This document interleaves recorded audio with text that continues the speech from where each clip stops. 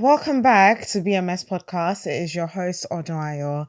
It has been a long time. This is my first time recording. As you can see, I'm in a new space. I'm actually at home. I kind of set up this home studio just so I could have more time and more access to just record and put things out there as soon as I feel like it. It's going to be just me today. I'm actually very excited to be doing this by myself. I'm going to be having people on the show like from here and there. I already have some people booked in. But today it's just about, well, not just about me, but just me. And not going to lie, today's topic is not like an exciting topic, but I think it's probably a relatable one. I have been processing a lot. Um I think for me right now is mostly just the idea that like our parents like are getting old. I think this month really it sunk in as much as it possibly could. Around the time I shot the first episode for uh BMS podcast, it was around my friend's birthday. And I remember calling him and he didn't pick up. And I was like, okay. He sent me a picture of his dad at the hospital. He's like, oh, my dad's at the hospital. I'm going to call you later. So I was like, okay, cool. And it's on like him to not call back. So I waited. I didn't hear anything. I was like, should I, he sent me a picture of his dad at the hospital. I was thinking, let me give him time to, deal with his dad. He said he'll call me when he can. So when he didn't come back, I was like, "What's going on?" But I didn't want to push or say anything because I'm like, okay, he's probably with his dad and his whole family. So when he does have a chance, he's the kind of person that would call back. And I sent a message. I was like, okay, I'm kind of scared because you said your dad's at the hospital. Like, if he's fine now, he probably would have messaged me. And he's like, oh, he was giving me like cryptic messages. It's like, it's all gonna be fine. And I'm like, what do you mean it's not going to be fine? It's like time heals. I was like, huh, what do you mean? Like, what are you talking about? And what happened? And then he just wasn't really saying much. And eventually he was like, death happened. I just froze because I had met his dad, right? And he was so young. He was in his 50s. And, he was, but the day I met his dad, he was messing around with his dad. They were like, I don't know what they were like, boys think it was football or something. And they were just going at each other. And it's just such a surreal experience because you never really expect it. You just never know when it's going to happen. And I think that's the part that scares me. Yeah, I could sit here and find something funny or whatever to talk about, but I just feel like it is reality that, I mean, for the lucky ones, we get to bury our parents. Um, but at the same time, nobody wants to, we want them to live like a really long, healthy life and not have to worry about them or anything like that.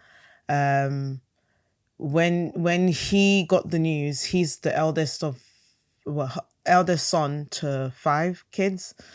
And he just kept telling me he has to be strong, he has to be strong. And I'm like, what do you mean you have to be strong? Like, you've just lost your dad. It's like he's trying to keep it together for everybody else. But I'm like, yes, keep it together. No, actually, no, not keep it together, because you've actually just lost your dad. I get it. You're the first son. You're now the man of the house, but you've also just lost your dad.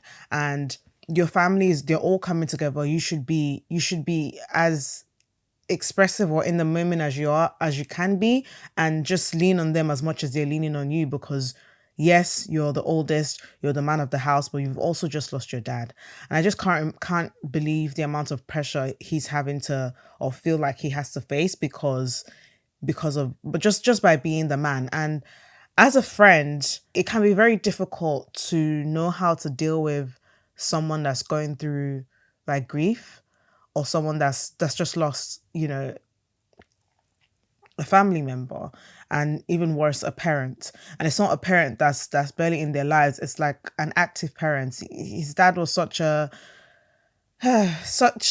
he was, I mean, you can tell by all with all his siblings, they all had like really strong bonds with their dad, and he was very present. He's the kind of dad that I wish my dad was.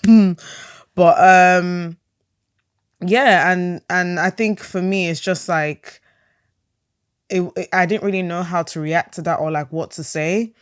But I just kept, trying to reach out. Sometimes he wouldn't respond, sometimes he would respond. And I think I just kept trying to, just let him know that I was there. And I think it's just a topic that not a lot of people know how to show up. But I feel like for me, I'm not in the same country as him. So the first thing I thought was, okay, he's a Muslim.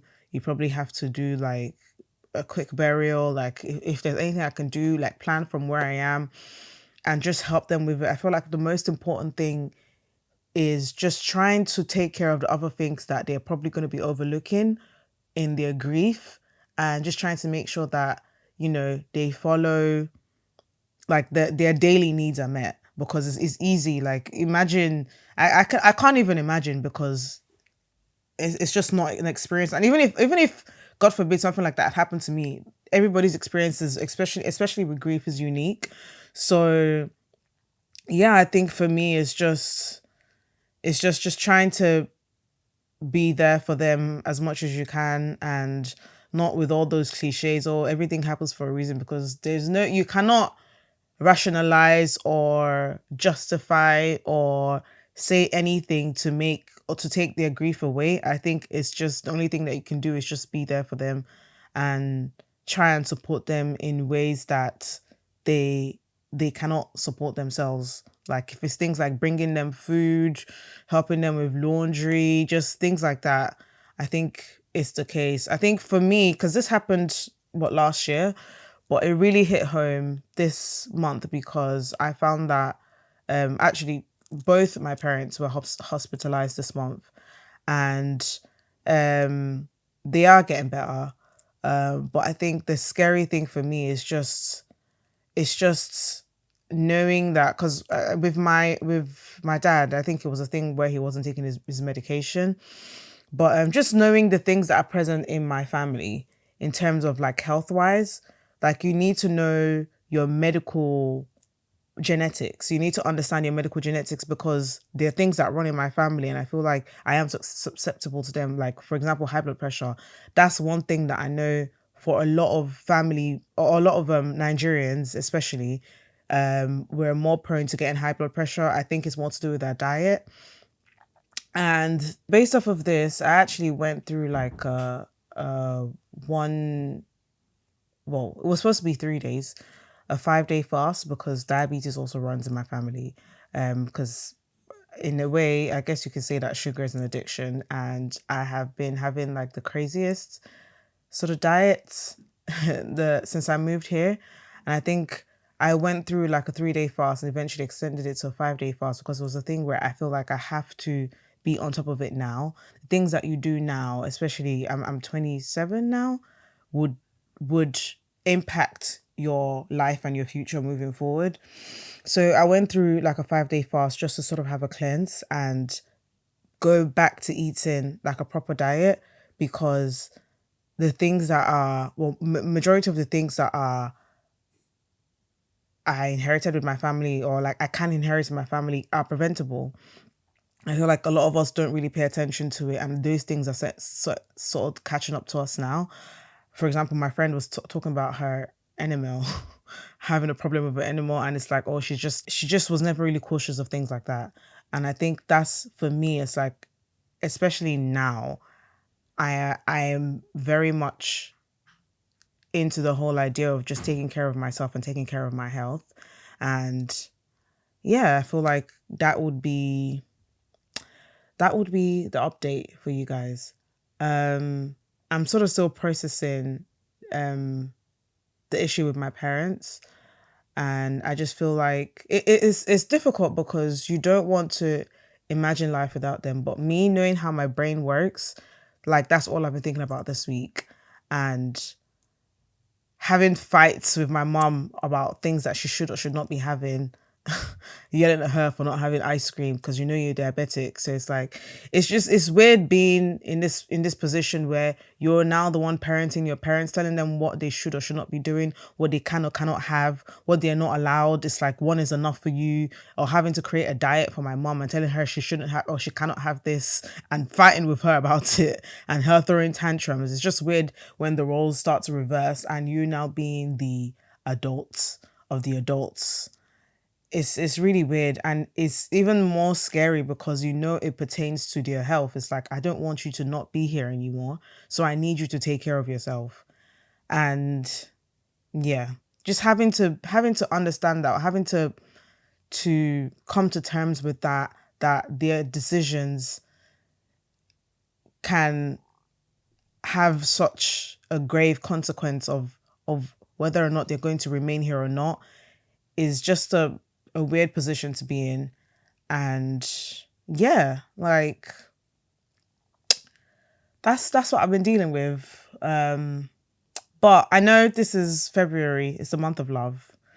So after this, we are going to be having a few guests on the show, and we're going to be talking all things love and all things positive.